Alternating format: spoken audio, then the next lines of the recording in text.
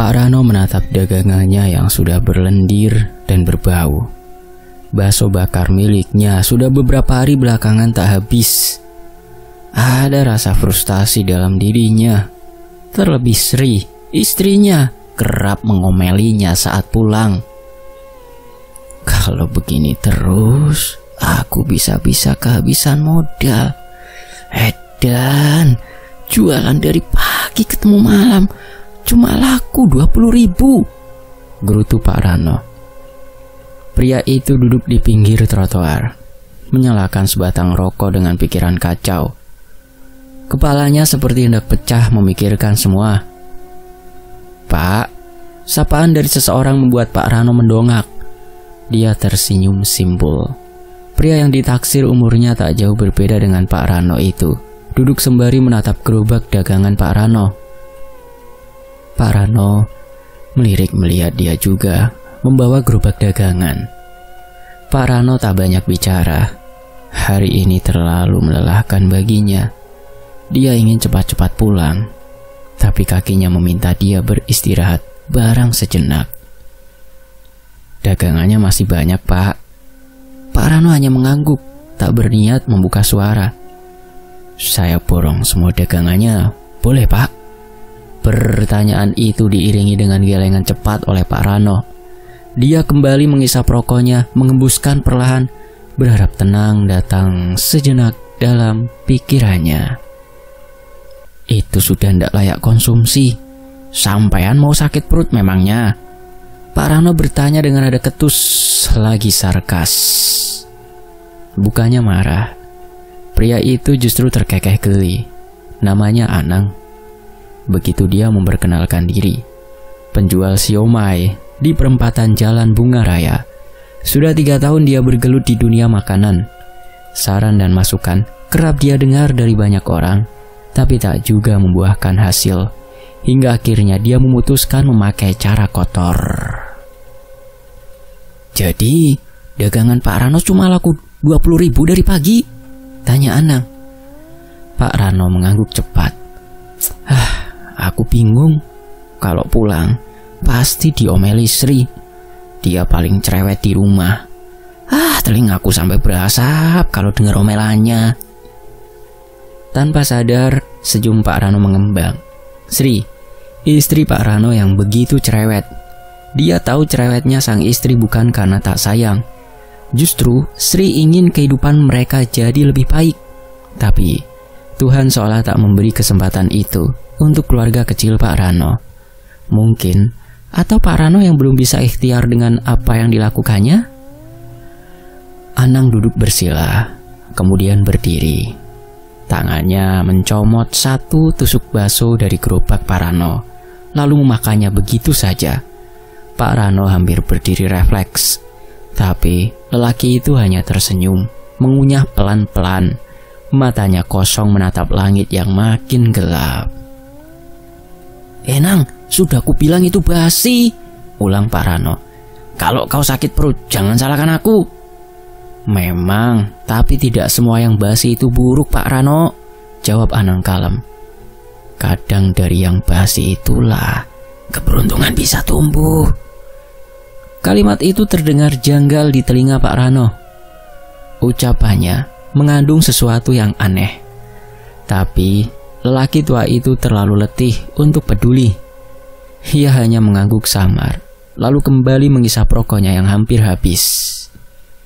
Pak, kalau saya bilang ada jalan biar dagangan sampean selalu laku, apakah sampean mau? Pak Rano menoleh lambat, matanya menyipit, penuh curiga. Lah, siapa sih yang tidak mau? Tapi jalannya itu yang penting, jangan aneh-aneh. Saya mau yang lurus-lurus saja, jawab Pak Rano. Dia tergelak sembari mematikan rokoknya. Anang tertawa kecil, mengangguk, kemudian memasukkan tangannya ke dalam saku. Suasana malam ini terasa amat dingin menusuk tulang. Ndak aneh-aneh Pak Rano, tapi ndak semua orang sanggup ngelakuinya, katanya. Pak Rano menghela nafas panjang. Ucapan Anang membuatnya ragu. Tapi kalau benar ada jalan yang bisa membawanya pada kesuksesan, ia ingin tahu Ia ingin setiap pulang bisa melihat senyum Sri, bukan lagi omelan-omelan yang membakar telinganya. Pak Rano, aku ngelakuin itu buat jualanku, Pak. Pak Rano mendongak. Ngelakuin apa? Tanya Pak Rano, yang masih tak mengerti arah pembicaraan. Kau pakai bahan gak layak konsumsi biar gak rugi gitu, tuduh Pak Rano. Dia berdiri, telunjuknya berulang kali menunjuk pada Anang. Pria itu menggeleng. Aku ngelakuin di sana atas dasar terpaksa, tempat orang-orang mencari pertolongan. Pak Rano diam. Kata-kata Anang semakin tidak biasa. Tapi entah mengapa, ia tidak pergi, seolah penasaran dengan saran dan masukan apa yang tengah Anang berikan. Ada yang bilang itu penglarisan, pesugihan, tapi ndak pakai tumbal nyawa. Lanjut Anang. Pak Rano mendengkus. Ndak pakai tumbal. Halah, ngapusi. Semua pesugihan pasti minta tumbal. Kalau memang ada, sudah pasti banyak yang kaya. Aneh kamu, gerutu Pak Rano. Pria itu berdiri mendorong gerobak baksonya menjauh dari Anang. Namun, pria itu menyusul memberikan uang dalam jumlah yang banyak. Ini buat sampean Pak Rano. Kalau memang sampean butuh uang lebih banyak dari ini, aku pokoknya bisa bantu. Aku jamin pesugihannya ndak pakai tumbal. Besok malam Jumat kita ketemu lagi di sini. Anang berlalu, bahkan sebelum Pak Rano sempat mengucapkan terima kasih. Pak Rano memejam. Uang yang diberi Anang lebih dari 1 hari pendapatannya belakangan ini. Tergiur sudah pasti, tapi dia ragu. Benarkah ini jalan yang harus dia ambil? Pesugihan? Tak pernah terlintas dalam benak Pak Rano untuk melariskan jualannya dengan cara kotor. Pak Rano memejam sejenak, membayangkan Sri dengan das terlusuh saat menyambutnya pulang, terekam jelas di ingatannya. Pria itu menghela nafas panjang. Kali ini bayangan rumah reot, utang yang tak kunjung lunas, kembali menyerang. Pak Rano bahkan sudah berulang kali dicaci dan dimaki akibat hutang yang belum bisa dia lunasi. Tangan Pak Rano mendorong gerobak menuju rumahnya. Tak butuh waktu lama, dia sampai di rumah reot yang sudah tak layak huni tersebut. Sri menyambutnya masih dengan senyuman manis. Pria itu dapat melihat ekor mata Sri memandangi gerobak jualan di luar. Udah habis lagi? Pertanyaan itu tak serta-merta Pak Rano jawab. Dia hanya menyerahkan uang yang didapat dan diberi Anang, kemudian berlalu dari Sri. Aku mau istirahat di Sian. Malam Jumat, pukul 23.51. Pak Rano menunggu di tempat kemarin. Dia bertemu dengan Anang. Angin malam merayap ke balik tulangnya. Ia mengenakan jaket usang dan membawa rokok 1 bungkus untuk menghangatkan tubuh. Jangan-jangan aku dikibuli, Pak Rano menggumam. Walah, edan. Bisa-bisanya aku percaya sama orang asing. Koplak, tutur Pak Rano sembari hendak meninggalkan tempat itu. Akan tetapi sebuah motor menepi. Anang membuka kaca helmnya. Naik Pak, ucap Anang singkat. Pak Rano mengangguk. Perjalanan keluar kota berlangsung tanpa suara. Jalanan makin sepi, dan pohon-pohon di pinggir jalan tampak membungkuk seolah menatap mereka lewat. Setelah 30 menit, mereka sampai di kebun bambu yang sunyi. Angin di sana seperti berbisik dalam bahasa yang tak dimengerti. Berulang kali Pak Rano mengusap tengkuk dan lengannya secara bergantian. Kita mau kemana ini? Pertanyaan Pak Rano hanya dianggap angin lalu oleh Anang. Pria itu senantiasa menyusuri jalan setapak. Sesekali matanya memicing, berusaha mengingat tempat yang dahulu pernah ia datangi. Jangan ngomong apapun nanti, dan jangan lihat matanya Pak, ucap Anang sambil mengeluarkan sebilah pisau kecil. Mereka berjalan ke tengah lapangan tanah merah. Di sana berdiri batu hitam besar, seperti sudah ada dari zaman purba. Anang mengiris jarinya, meneteskan darah ke atas batu. Melihat adegan mengerikan itu, Pak Rano hanya bisa menahan nafas. Sesak. Gila. Itu yang ada dalam pikirannya. Akulah sembah, Mbah. Suara erangan itu membuat Pak Rano menoleh.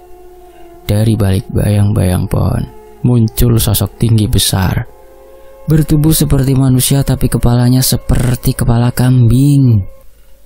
Matanya merah menyala, giginya mirip dengan gigi kambing. Pak Rano melirik ke bawah. Kakinya pun juga kaki kambing, tapi lebih tinggi dan lebih besar. Pak Rano ingin lari, tapi kakinya membeku. Dia seolah dipaksa untuk tetap tinggal. "Jangan takut, Pak. Mbah yang akan membantu kita," ucap Anang. "Edian, jangan takut gimana? Wajahnya mengerikan begitu." Pak Rano hanya bisa menggerutu dalam hati. "Apa yang kau inginkan, manungsa?" Suara makhluk itu berat terdengar penuh daya tarik. "Kaya, dia ingin kekayaan." Jawaban Anang membuat Pak Rano menoleh. Makhluk itu mendekat, mencium bau tubuh Pak Rano dari atas hingga bawah. Kemudian dari balik batu muncul sepotong daging mentah, merah pucat, dibungkus daun pisang. "Campurkan ini untuk pembuka dasarmu. Jumat berikutnya, kau hanya perlu menyerahkan 1 ekor ayam cemani utuh padaku." Lalu semuanya gelap. Keesokan paginya, Pak Rano terbangun di rumahnya. Tubuhnya lemas, tapi pikirannya kosong. Di meja dapur ada bungkusan daun pisang. Ia membukanya dengan tangan gemetar. Daging mentah yang sama. Berarti kejadian tadi malam benar-benar nyata. Pikiran Pak Rano berkecamuk. Dia memukul pelan kepalanya, berharap bisa mengulang kejadian semalam. Namun Pak Rano tak ingat apa-apa. "Daging apa itu, Pak?" tanya Sri saat Pak Rano masih menatap daging itu dengan gemetar. Daging untuk campuran bakso, Bu." Pak Rano tergagap, membuat Sri mengangkat alisnya. "Daging apa? Tumbenan dipakein daun pisang begitu."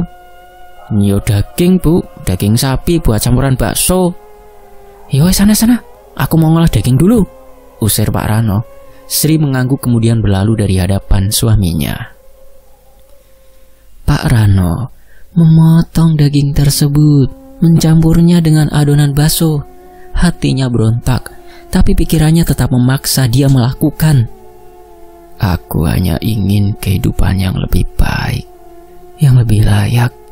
Setelah ekonomi aku membaik, aku janji akan berhenti dari hal terkutuk ini, Tuhan." Singkat cerita, "Aku berangkat dulu, Bu." Sri hanya berdehem. Pak Rano mendorong gerobak dagangannya dengan pelan. Ada sesuatu yang aneh. Orang-orang langsung menyerbu. Dalam waktu 2 jam, semua dagangannya habis, ludes. Bahkan ada yang rela membayar lebih mahal agar dapat mencicipi makanan Pak Rano. "Besok saya mau lagi, Pak. Saya bayar 10.000 per tusuk juga nggak apa-apa." "Iya, saya juga mau. Bakso Pak Rano enak banget. Beda sama bakso-bakso lain. Kalau makan itu rasanya kepengen lagi dan lagi. Teksturnya juga beda. Pokoknya enak banget baksonya, Pak." Pujian demi pujian terlintas dalam pikiran Pak Rano. Dia pulang dengan senyum mengembang. Pak Rano pulang membawa 1 juta rupiah. Sri Tanti bertanya, tapi Pak Rano hanya tersenyum. Malam itu mereka makan ayam goreng yang banyak dan tertawa. Untuk pertama kalinya dalam waktu lama. Sudah lama Pak Rano tak merasakan kehangatan dalam rumah ini. Dia sendiri tak tahu kapan pastinya. Yang jelas setelah dia dipecat dan beralih berjualan bakso bakar, Sri mulai berubah saat uang-uang yang dia terima tak sama saat bekerja di perusahaan dulu. "Aku minta maaf ya, Pak, kalau selama ini sering ngomeli sampean." "Nggih, Bu, tidak apa-apa. Aku tahu semua ini juga demi kebaikan kita." Begitulah kehangatan mulai menjalar di rumah reot itu. Usaha Pak Rano semakin hari semakin melonjak drastis. Dari yang awalnya hanya berjualan keliling, kini dia bisa mempunyai kios sendiri. Namun, keanehan demi keanehan mulai terjadi pada Sri, istri Pak Rano. Sri sering bermimpi. Ia melihat Pak Rano memotong-motong daging di dapur, lalu memasukkannya ke dalam gilingan.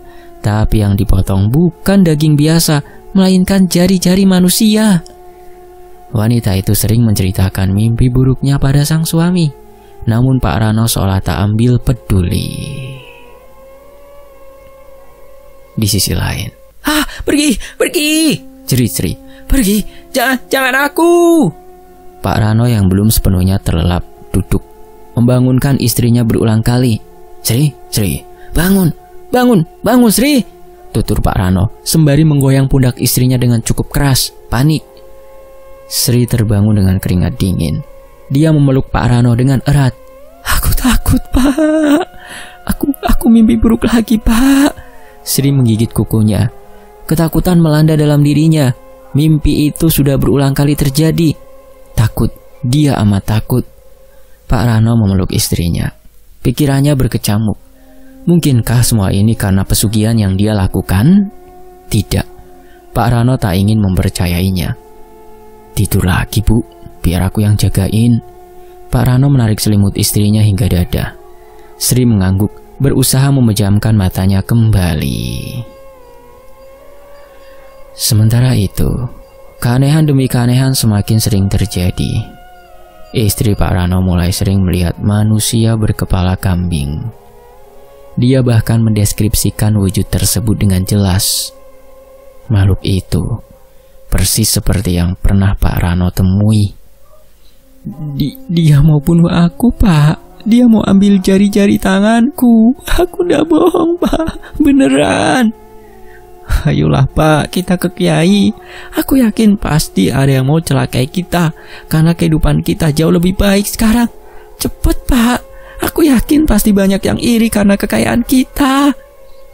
Sri berdiri, menarik pergelangan tangan Pak Rano berulang kali. Namun, Pak Rano tak bergerak sedikit pun. Pikirannya berkecamuk.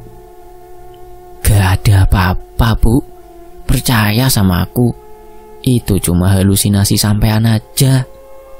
Suara Pak Rano meninggi, diiringi dengan gebrakan meja yang membuat Sri tak berkutik. Suasana menjadi senyap, hening. Tapi aku ndak bohong, Pak. Makhluk itu beneran ngincer aku. Suara itu lirih bahkan hampir tak terdengar. Pak Rano mendengus, berlalu dari hadapan istrinya. Sedang Sri terduduk di sudut sembari melihat sekitar. Ketakutan melanda dirinya. Wanita yang dulu tampak anggun itu kini tak terurus. Rambutnya acak-acakan.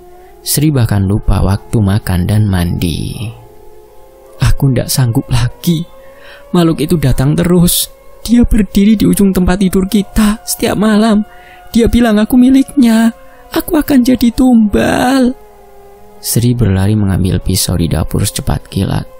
Tangannya sudah dia arahkan ke leher. Aku mau mati saja. Aku beneran ndak sanggup, Pak. Aku takut. Aku ndak kuat sama teror-teror mengerikan itu. Pak Rano bereaksi cepat, merampas pisau dari tangan istrinya.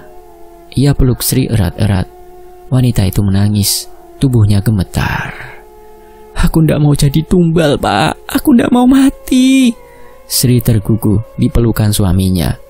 Pak Rano memejam. Tumbal? Bukankah kata Anang pesugihan yang dia jalani tanpa tumbal? Namun kenapa Sri terus-menerus mendapat teror seolah dia sedang dituju? Kita ke rumah ibuku saja, Pak. Kita berobat ke sana. Pak Kiai di sana pasti tahu penyebab ini. Sri meyakinkan suaminya. Pak Rano tak menjawab. Dia gamang. Menyetujui permintaan Sri berarti dia juga harus siap kehilangan segalanya jika benar makhluk itu menginginkan tumbal. Di sisi lain, dia juga tak ingin istrinya jadi tumbal atas pesugihan yang dia anut. Nanti kita bahas ya, Bu. Sekarang sampean istirahat dulu saja. Pak Rano menuntun istrinya ke kamar. Janji untuk pergi ke Kiai tak kunjung Pak Rano tepati. Dia masih sibuk dengan dagangannya. Pak Rano kembali membuka 2 cabang sekaligus. Bakso bakar miliknya diminati semua kalangan. Berulang kali Sri meminta diantar ke Pak Kiai. Pak Rano hanya meminta Sri sabar, sebab dia masih sibuk. Waktu Pak Rano di rumah pun menjadi singkat. Dia hanya mengolah daging kemudian pergi kembali berdagang. Sri semakin berantakan. Dia hidup dalam jurang ketakutan. Aku ndak bisa begini terus. Aku ndak mau mati konyol. Malam itu tepatnya saat malam Jumat. Sri lari dari rumah tepatnya saat malam Jumat, bertepatan dengan tumbal ayam cemani yang harusnya Pak Rano berikan. Namun Pak Rano justru tertidur lelap bahkan tak menyadari kepergian istrinya. Keesokan paginya, Pak Rano mengerjapkan matanya. Tumpukan daging dibungkus dengan daun pisang tertata rapi di meja. Pak Rano berusaha mengingat kapan dia melakukan ritual. Aneh, perasaan aku ndak nyerahin ayam cemani semalam kok bisa ada tumpukan daging banyak ya. Meski bingung, Pak Rano tetap memasukkan daging-daging itu ke dalam freezer. Hanya satu bungkus yang Pak Rano gunakan untuk campuran dagingnya. Bu. Pak Rano memanggil istrinya. Dia mencari kemana-mana, tapi tak ditemukan. Kepanikan melanda dirinya. Namun saat langkahnya terhenti di dapur, Pak Rano melihat secari kertas. Aku pulang ke rumah ibuku. Sampean ndak perlu khawatir, aku mau berobat. Aku ndak mau mati konyol di rumah itu. Aku ndak mau jadi tumbal. Surat itu ditulis oleh Sri, istri Pak Rano. Pak Rano tak peduli. Selagi dia tahu tujuan istrinya kemana, dia bisa merasakan ketenangan. Dalam pikirannya, yang terpenting sekarang adalah agar dagangannya semakin laris dan dikenal oleh banyak orang. Dia mengolah kembali daging-daging segar tersebut, dicampur dengan daging yang diberikan oleh makhluk berkepala kambing itu. Nanti kalau semua sudah membaik, aku janji akan menemuimu, Sri. Kau sehat-sehat di sana ya, Sri. Akan tetapi, waktu demi waktu terus berlalu. Pak Rano tak menepati janjinya. Dia sibuk dengan bisnis yang dikelola. Dia seolah tak membutuhkan Sri. Sri pun demikian. Dia tak lagi pernah menghubungi Pak Rano sejak surat itu ditulis. Dia seolah hilang begitu saja. Setiap kali Pak Rano mencoba menelpon ke kampung halaman, tak ada satupun yang mengangkat. Ia mencoba menenangkan diri. Mungkin belum sempat. Mungkin Sri masih sibuk. Ia masih menyimpan surat dari Sri. Sudah berulang kali dibaca, dilipat ulang, disimpan, lalu dibuka lagi. Kata-katanya terlalu singkat, terlalu sederhana. Tapi semakin hari justru terasa semakin asing. Aku pulang ke rumah ibuku. Sampean gak perlu khawatir. Aku mau berobat. Pak Rano mencoba mengingat kembali bagaimana ekspresi terakhir Sri sebelum menghilang begitu saja. Tapi wajah itu perlahan kabur dari ingatannya.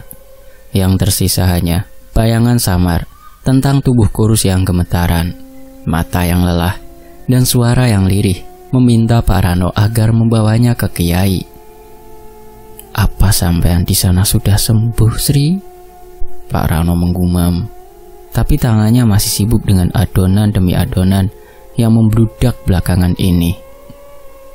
Malam itu, saat Pak Rano duduk sendiri di dapur menata stok daging, ia memutuskan untuk membuka satu bungkusan terakhir yang belum pernah ia sentuh. Bungkusan itu lebih besar dari biasanya, lebih berat, terbungkus rapi oleh daun pisang yang sudah menghitam. Ia letakkan di atas telenan, lalu membuka perlahan. Lapisan demi lapisan dibuka. Aroma amis menyeruak. Berulang kali Pak Rano menahan nafas. Padahal udah dimasukkan freezer. Kenapa baunya kayak udah gak enak ya? Pak Rano melihat isinya. Beberapa jari tangan manusia dengan kuku-kuku yang dulu ia kenal. Pak Rano menjerit sembari melempar bungkusan tersebut ke sudut ruangan. Nggak mungkin. Pak Rano menggeleng, berusaha menyeimbangkan tubuhnya. Dia melihat cincin perak yang begitu familiar, cincin pernikahan yang tak pernah dilepas oleh Sri. Cincin yang mempunyai lambang R dan S di pinggirannya. Pak Rano tertegun. Ia terduduk lemas. Tangannya mulai gemetar hebat. Matanya membelalak. Nggak mungkin ini Sri, tutur Pak Rano sembari meyakinkan diri. Ia mengaduk isi bungkusan lebih dalam dan menemukan potongan daging lain. Sebagian lengan, potongan telapak kaki, semua persis. Semua bagian itu dia kenal. Semua bagian dari tubuh Sri. Air mata Pak Rano mengalir deras. Jeritanya membelah malam. Ia berguling, menendang meja, menangis, berteriak seperti orang gila. Gak mungkin, Sri masih hidup. Dia masih hidup. Aku yakin dia pasti masih hidup. Sri Kurnianingsih, jerit Pak Rano menggelegar. Malam itu, Pak Rano memutuskan ke kampung halaman Sri. Dia ingin memastikan istrinya masih hidup. Butuh waktu sekitar 5 jam untuk Pak Rano sampai di kampung halaman sang istri. Tepat sebelum azan subuh berkumandang, Pak Rano tiba. Tok tok tok. Pak Rano mengetuk pintu berulang kali. Entah sudah berapa lama dia berdiri. Suara pintu berderit terbuka. Bu Rawiyah, Ibu Sri berdiri. Belum sempat Pak Rano berbicara, satu tamparan dia terima. Pipinya memanas. Mau apa kau kesini, ha? Istrimu sudah mati. Ngapain kowe kesini? Mau jadiin aku tumbal? Keparat, bocah gendeng, setan alas, pembawa sial, jancuk. 3 tamparan kembali Pak Rano terima. Mati, ulang Pak Rano. Bu Rawiyah menatap Pak Rano dengan penuh dendam. Edan, suami edan, teriak Bu Rawiyah lantang. Kowe ndak layak disebut suami. Kowe iku pembawa petaka.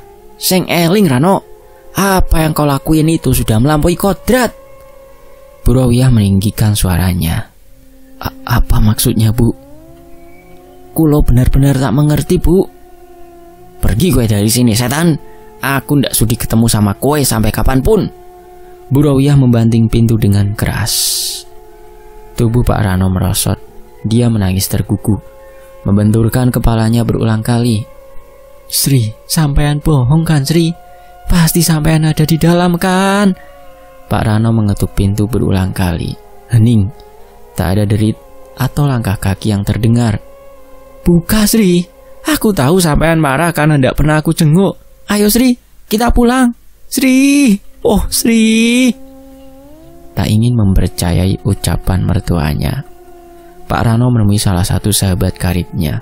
War, Anwar, buka War. Ini aku Rano, Anwar. Anwar membuka pintu saat Pak Rano mengetuk pintu seperti orang yang tengah menagih utang. Tenanan Sri wes mati War. Mertuaku bohong kan? Pasti dia yang sembunyiin istriku kan? Ayo War, bantu aku bujuk Sri biar dia mau balik War. Ayo, ajak Pak Rano. Sri sudah mati no. Sudah lama sekali. Kalau kau tidak percaya, mari aku antarkan kau ke kuburannya. Kaki Pak Rano mengikuti Anwar. Dia masih tak ingin mempercayai semuanya. Tapi saat matanya melihat nisan yang bertuliskan nama Sri, istrinya, dia terduduk lemas. Sri. Pak Rano memukul gundukan tanah itu dengan frustasi. Enggak. Sampean enggak mati kan Sri? Bangun Sri. Keluar dari sana Sri. Di dalam sana gelap Sri. Tangis Pak Rano semakin menjadi. Satu hari setelah Sri sampai di kampung, dia meninggal no. Tapi dia sempat cerita ke ibunya kalau dia mendapat teror dan mimpi buruk. Katanya dia mau dijadikan tumbal.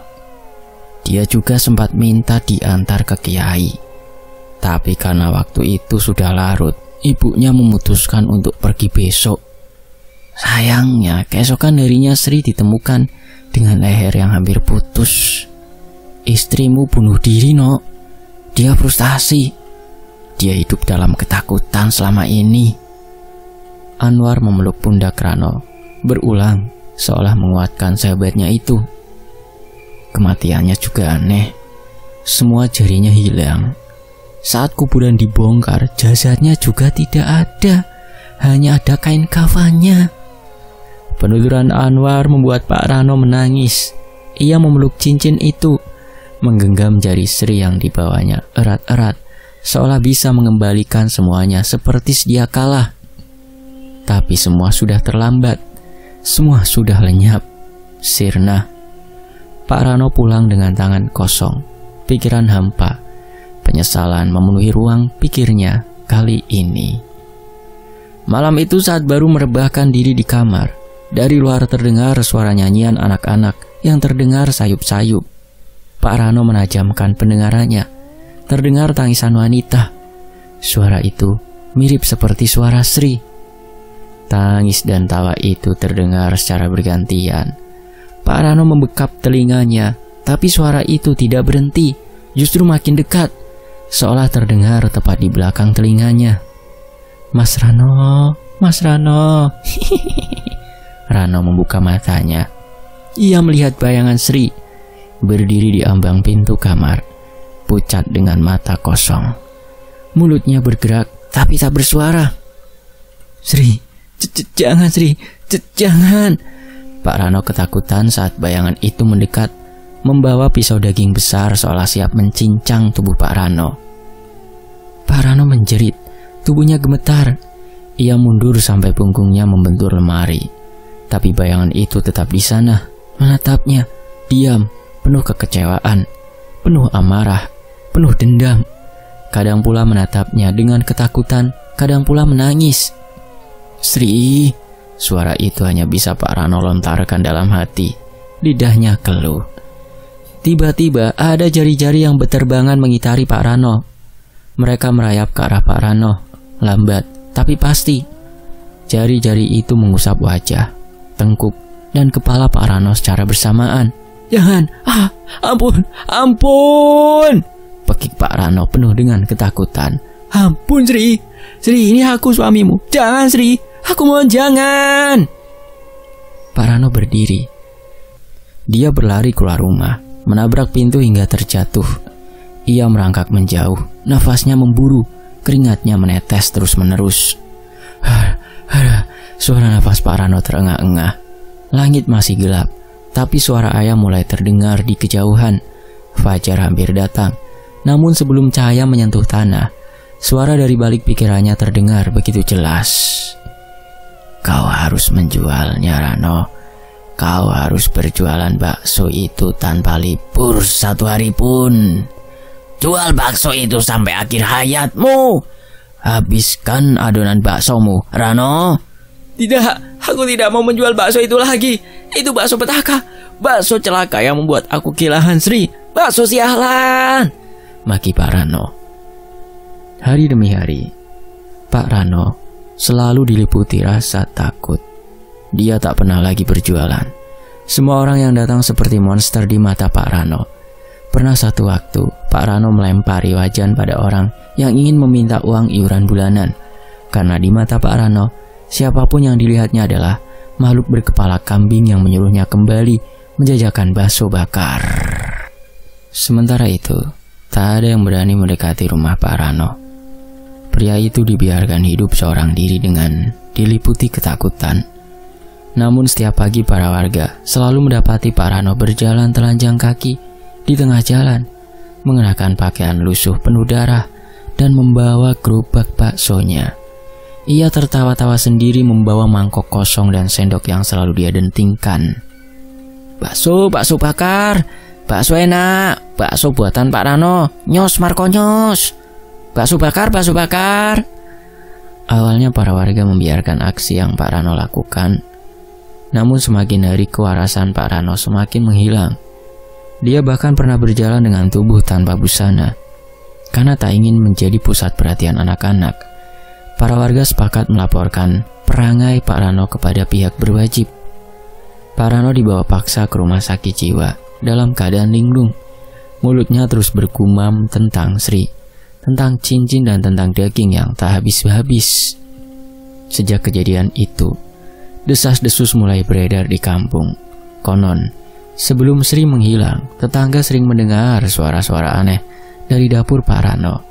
Beberapa bahkan melihat bayangan perempuan duduk termenung di depan rumah, padahal Sri sudah tak terlihat berhari-hari. Isu pesugihan pun mencuat.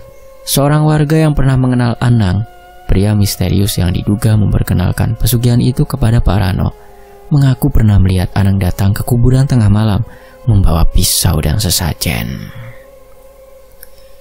Kisah tentang Pak Rano menyebar cepat. Orang-orang mulai menghindari bekas rumahnya. Gerobaknya dibiarkan terbengkalai dan kosong, penuh bercak darah, dan di dalam laci uangnya hanya ada tumpukan daun pisang yang membusuk. Tak ada yang tahu pasti yang benar-benar terjadi. Namun masyarakat setempat percaya satu hal. Daging yang dulu mereka makan bukan daging biasa.